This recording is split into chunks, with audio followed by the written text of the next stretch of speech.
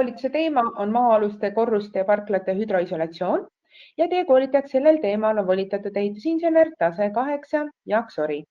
Ja annangi nüüd sõna Jaagule. Palun. Tere hommikust.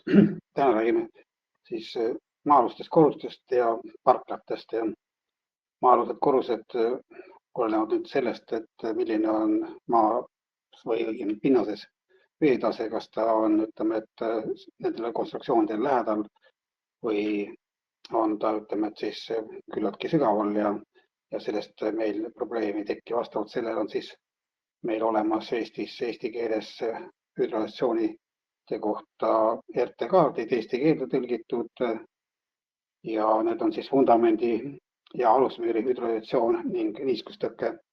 Ehk see käsitleb siis neid hüdroisolatsioonitöid maa-alustel konstruktsioonidel, mis ei ole siis pinnase vees, ei ole uputatud vette, vaid on, ütleme, siis lihtsalt pinnases, kas on siis, ütleme, et pinnases liiguvad tavalised veed, pinnaveed või siis, ütleme, et nõrgveed.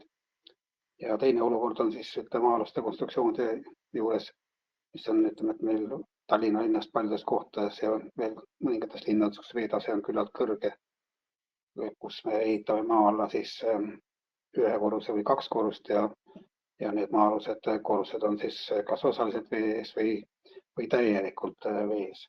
Ja sellisel juhul siis me peaksime neid hüdroisolatsioonisid projekteerima ja ehitama siis RIL 107/2022 nõuete järgi vastavalt sellele, kui palju siis see hoone, ütleme, et maapinnast allapoole on, ütleme, et ehitatud ja selle kohta on siis olemas eesti keeles juhendkaart survehüdroisolatsioon ehk RT-kaart 83 11 032 ja nüüd, ütleme, nende tööde puhul peab ütlema kohe, et maa-alused konstruktsioonid, siis keldrikorrused või maa-alused korrused, mis jäävad siis meil nulltasapinnast allapoole, on siis kas kivikonstruktsioonis või raudbetonkonstruktsioonis.